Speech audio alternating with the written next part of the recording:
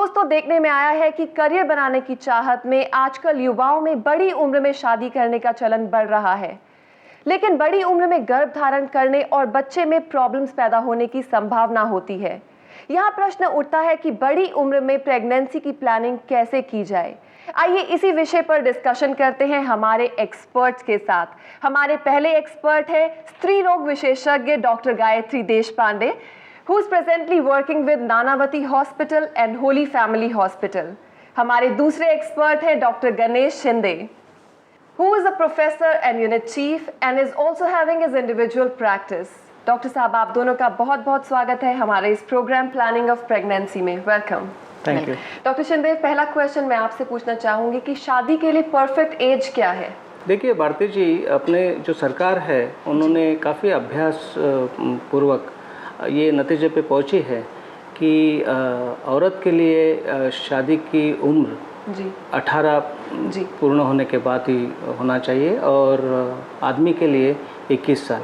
इसकी वजह ऐसी है कि मेंटली और शारीरिक दृष्टि से ये अपने आप में एक मकाम पे पहुंच जाते हैं। उसके बाद में ऐसी कोई और डेवलपमेंट नहीं होती है।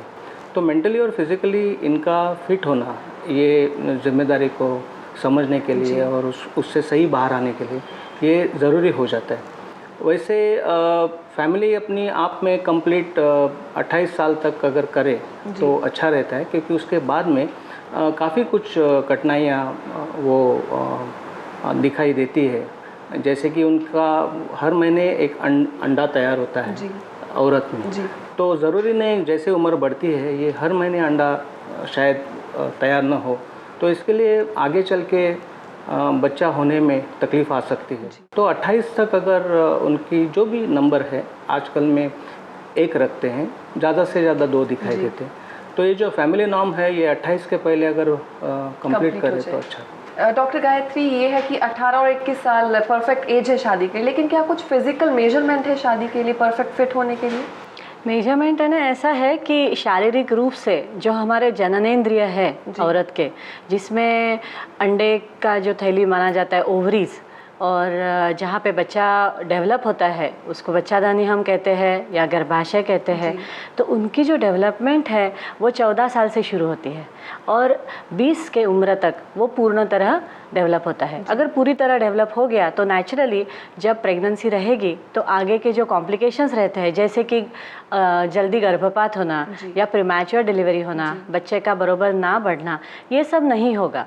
इसके लिए जो 18 से 21 उम्र है वो औरत के लिए बहुत सही मानी जाती है। डॉक्टर शिंदे, ये कहा जाता है कि अगर पति और पत्नी का ब्लड ग्रुप सेम हो तो बच्चा एबनॉर्मलिटी से पैदा होता है, ये बात कहाँ तक सच है? ये गलतफहमी है। ब्लड ग्रुप सेम होने से कुछ होता नहीं है। हाँ, हालांकि कुछ RH पॉजिटिव और RH नेगेटिव ऐसे ब्लड ग्रुप इंसान में देखे गए हैं।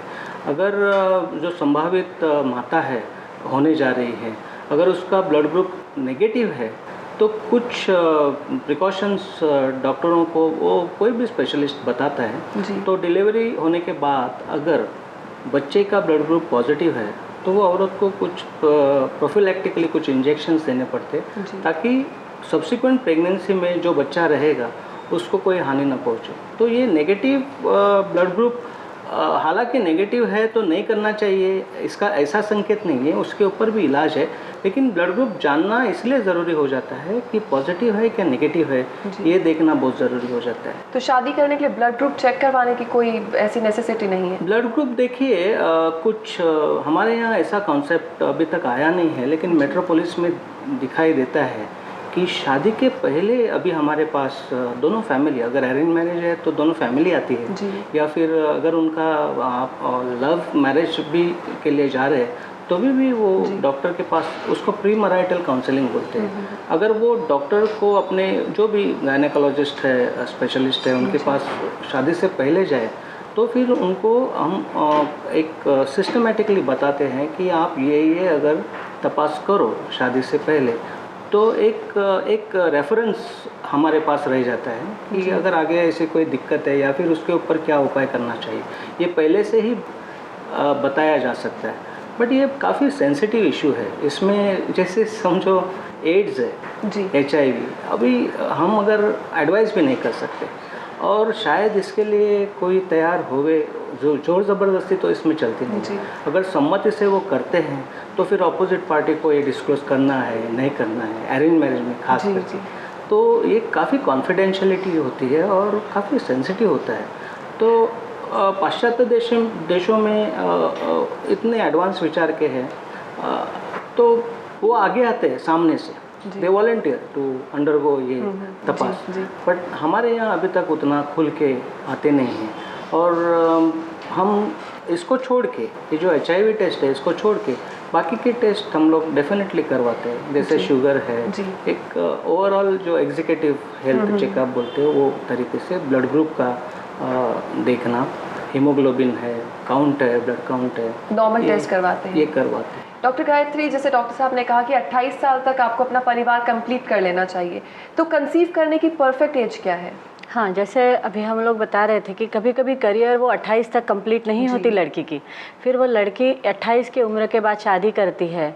शादी के बाद कभी कभी तभी भी उनको लगता है कि financially they are not really settled. यानी ये जो लिमिट है ये अपने आप में बहुत सब्जेक्टिव है। कोई अगर देखा जाए तो कोई लोग बहुत ही छोटे इसमें अल्पसंतुष्ट है और तभी भी प्रेगनेंसी करना चाहेंगे, नहीं तो कोई लोग बोलेंगे नहीं, मेरे को जब तक पूरी तरह मैं सेटल नहीं होता, घर नहीं मिलता, फाइनेंशियल बहुत बैकअप नहीं रहता, तब तक मैं बच्चा नहीं करूँगी। ऐसे उम्र में अगर वो 30 के उम्र के ऊपर जाती है तब बच्चे को कठिनाइयाँ बहुत बढ़ती है। ये जो प्रॉब्लम्स है ये हमेशा याद रखने चाहिए कि ये मदर के एज से रिलेटेड है, औरत के एज से रिलेटेड है, ना कि आदमी के या फादर के। क्योंकि अगर देखा गया साइंटिफिकली तो 25 की उम्र की अगर औरत हो तो वो जो पॉसिबिलिटी है या संभावना है वो 2500 औरत में या बर्थ्स में एक इतनी ही पॉसिबिलिटी रहती है। ये जो पॉसिबिलिटी मैं बोल रही हूँ ये मतिमंदता की है, जिसको हम लोग हमारे लैंग्वेज में डाउन सिंड्रोम बोलते हैं।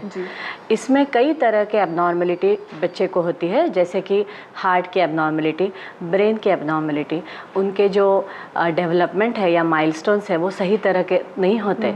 तो ऐसे सब जब सिंड्रोम में अवेलेबल है और देखा गया है तो हमारा ये कर्तव्य बनता है कि उनको हमने समझाना कि अगर आप 25 की उम्र में है तो ये रिस्क बहुत कम है, 2500 में एक है। अगर आप 30 की उम्र के हो गए हो तो वो 900 में एक है।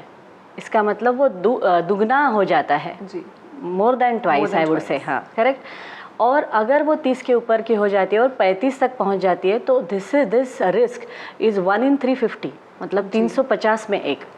तो इसके लिए हमने जो अभी फ़िलहाल गए 3 या 4 वर्षों से अच्छी तरह से स्क्रीनिंग टेस्ट अवेलेबल हुए हैं कि समझो किसी वजह से 30 की उम्र में से पहले उनको प्रेगनेंसी नहीं हो पाई, जैसे नेचुरली भी वो ट्राई कर रहे हैं लेकिन नहीं हो पाई, वो भी हो सकता है। अगर ऐसे सिचुएशन में आ जाए तो हम लोग उनको स्क्रीनिंग बताते हैं जो प्रेगनेंसी होने के पहले 3 महीने में और दूसरे 3 महीने में, जिसको बोलते हैं triple marker test. Triple marker test, correct. तो ये टेस्ट के वजह से हमको पता चल जाता है कि ये जो बच्चा अभी पल रहा है, बढ़ रहा है, उसमें ये जो संभावना है एबनॉर्मलिटी की या प्रॉब्लम की, वो संभावना कितनी है।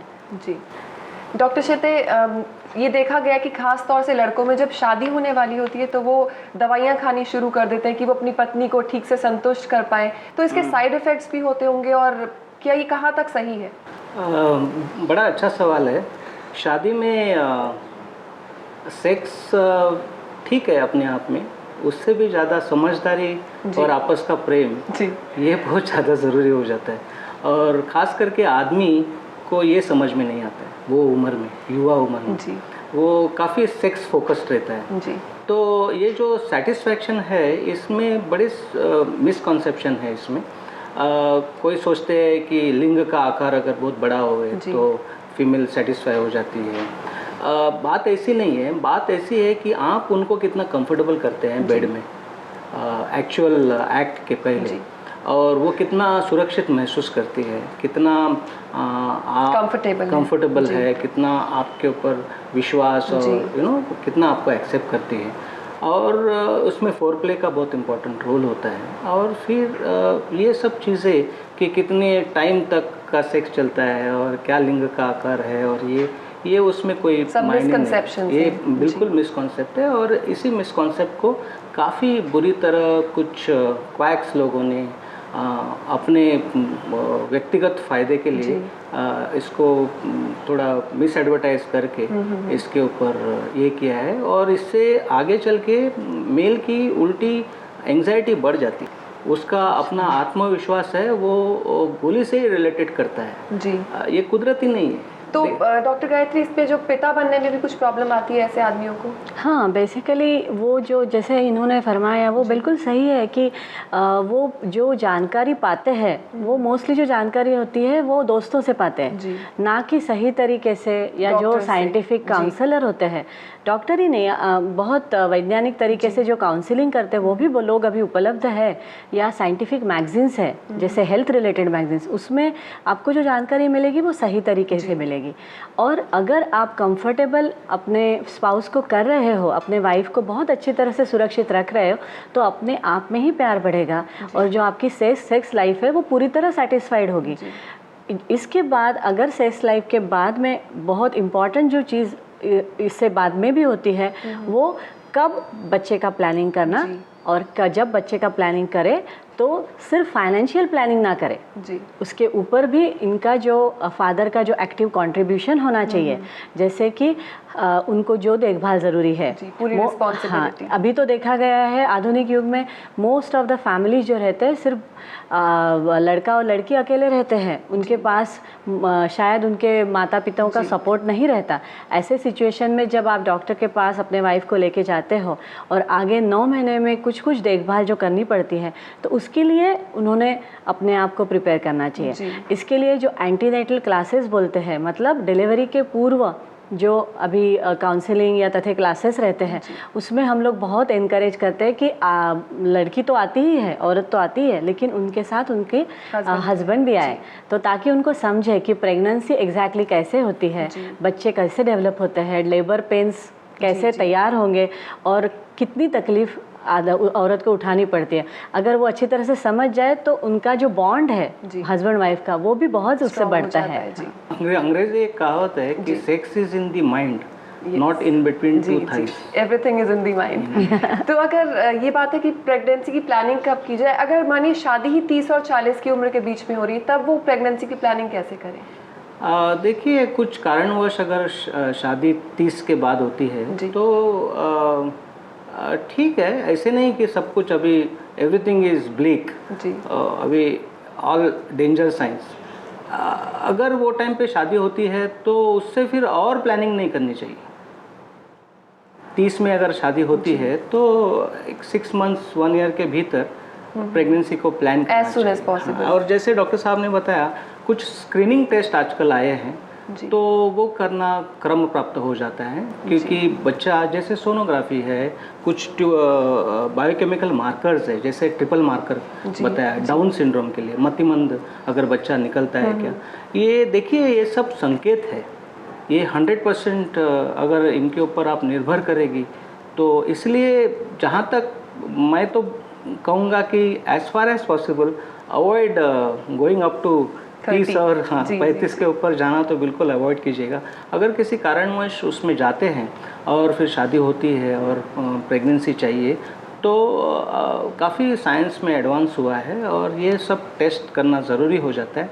इसके कुछ साइड इफ़ेक्ट्स ऐसे हैं, एंग्जाइटी बहुत बढ़ जाती है, ये प्रोबेबिलिटी बताते हैं। जैसे डॉक्टर साहब ने कहा कि 35 के बाद 1 में 350 में 1 का चांस है, तो जिसके लिए वो 1 है उसके लिए वो 100% हो गया। जी, करेक्ट। You understand? तो डॉक्टर गायत्री जी आप बताइए क्या? तो वो 1 के लिए फिर ये टेस्ट, फिर और दूसरा टेस्ट, फिर और दूसरा टेस्ट, तो ये तो वो पूछ की तरह बढ़ते ही जाता है ये इन्वेस्टिगेशन लिस्ट। और इसमें खर्चा है, एंग्जाइटी है, और आप किसी को भी बोलिए कि स्टैम्प पेपर में हमको लिख के दीजिएगा कि ये बिल्कुल नहीं होगा, तो कोई पैथोलॉजी लेबॉर्ट्री या पैथोलॉजिस्ट या डॉक्टर आपको वैसे नहीं दे सकता है, क्योंकि ये एक साइंस है।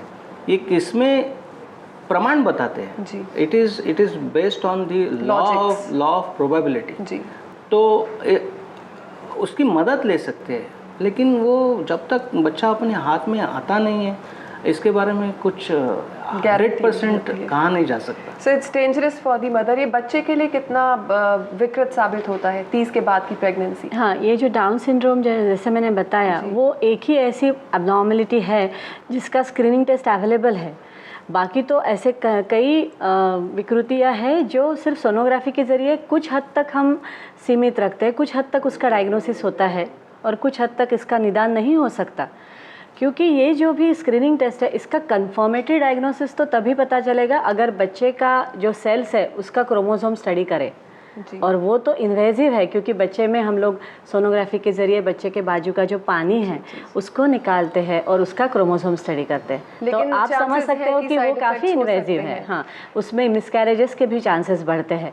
तो ये जब हम पेशेंट को बताते हैं, कोई भी औरत अगर हमारे पास आएगी और बताएगी कि हम 30 के उम्र के ऊपर है और स्क्रीनिंग टेस्ट करें या ना करें, तो हमने बताना उचित होगा कि ये जो है, ये हम स्क्रीनिंग कर रहे हैं, इसका जो सेंसिटिविटी है ये 100% बिल्कुल नहीं है, लेकिन अगर ना ही कुछ भी नहीं अवेलेबल होने से एटलीस्ट कुछ टेस्ट अपने पास है, ताकि नॉन इन्वेजिव, मतलब बच्चे को कोई भी हानि पहुंचाए बिना हम इसका टेस्ट करें या डायग्नोसिस का निदान करें। हाँ, भारती जी, मराठी लिटरेरी में एक बहुत अच्छी किताब है स्वप्नांचा गुलाब। उसमें यही सीख दी है कि वो जो आदमी रहता है उसकी कुछ डिसीशंस होती है लाइफ में, कि मुझे नौकरी मिल जाएगी, फिर मेरा मकान होगा, बंगला होगा, या जो गाड़ी होगी, फिर शादी करूँगा, फिर बच्चे।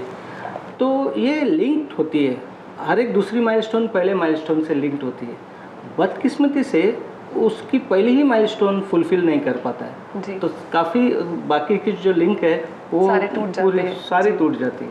तो प्रेगनेंसी के बारे में है कि हमको अच्छा सा सेटल हुए फिर बच्चे के बारे में सोचे, ये सोचना शायद गलत होगा। ये सब साइमल्टेनियसली जाना चाहिए लाइफ में, कुछ ऑफ कोर्स कुछ खास कैलकुलेशंस के साथ, बट यही होगा फिर ही मैं ये करूँगा वो करूँगा, ऐसा। इसके कारण काफ़ी हम लोग देखते हैं कि वो 30 क्रॉस कर लेते हैं, एम्बिशियस होती है, करियर है, क्वालिफिकेशंस है, नहीं अभी शादी नहीं है, अभी मेरा पोस्ट ग्रेजुएशन का एजुकेशन है, मैं खुद को स्ट्रांग बनाऊंगी, लेकिन फैमिली के तौर पर वो वीक होते दिखाई देती है। तो फिर बाद में ये भी इम्पॉर्टेंट हो जाता है, अभी अपना समाज उतना बदला नहीं है, ट्रांजिशन फेज़ में है, तो हम लोग इसको फेस करने लगे हैं और इसके ऊपर इसलिए काफ़ी डिस्कशन हो रहा है। ये इन्होंने जो फरमाया ना, उसके ऊपर मेरे को एक हमारे पास पेशेंट आई थी, एक्चुअली वो खुद भी डॉक्टर है, उसका एक बहुत अच्छा एपिसोड याद आ रहा है कि वो अभी एक पोस्ट ग्रेजुएशन के एग्ज़ाम को दे रही है और वो खुद रेडियोलॉजिस्ट बनने जा रही है। मुझे आकर वो कहती है, नाउ शी इज़ एक्चुअली 30+ 30 के ऊपर हो चुकी है, लेकिन वो मेरे को बोलती है कि अभी मेरी एग्ज़ाम जो है वो फरवरी में है। हाँ, तो मैं ऐसे प्लान करना चाहती हूँ बेबी कि जैसे पहले 3 महीने में जब मेरा स्टडीज़ चल रहा है तो उसी में मेरी प्रेगनेंसी रह जाए, फिर मेरा एग्ज़ाम कंप्लीट हो जाएगा, उसके बाद मैं आराम से बच्चे को डेवलप करने दूंगी। तो मैंने उनको बोला कि अरे आप जो बोल रहे हैं 2 और 2 4 ऐसे कंप्यूटर एज में चलता है कि वो परफेक्ट हो जाता है, लेकिन प्रेगनेंसी में सो मेनी टाइम्स ये कैलकुलेशन पूरे फ्लॉप हो जाएंगे। तो देन इट्स गुड कि आप प्लानिंग कर रहे हो, लेकिन आप इसके लिए भी प्रिपेयर हो जाओ कि आपके कैलकुलेशंस पूरी तरह फ्लॉप हो जाए। तो वो उसको समझना इतना मुश्किल था उस समय, क्योंकि वो उसी तरीके से सोच रही थी, अपने दिमाग में प्लान बिल्कुल कि एवरीथिंग इज करियर ओरिएंटेड, उसके बीच में कहीं तो भी बच्चा फिट हो जाएगा। ऐसे शॉर्ट टर्म प्लानिंग ठीक है, बट अगर लॉन्ग टर्म प्लानिंग है तो थोड़ा सा, अगर वो नहीं हुआ तो हम क्या सफ़र करेंगे, इसके बारे में सोचना ज़रूरी हो जाता है। जी डॉक्टर साहब, आपका बहुत बहुत शुक्रिया, आपने इतना अपना कीमती समय निकाला और इतनी वैल्यूएबल थॉट्स हमें दिए। Thank you so much. Thank you. For more videos, subscribe to our channel, Care World.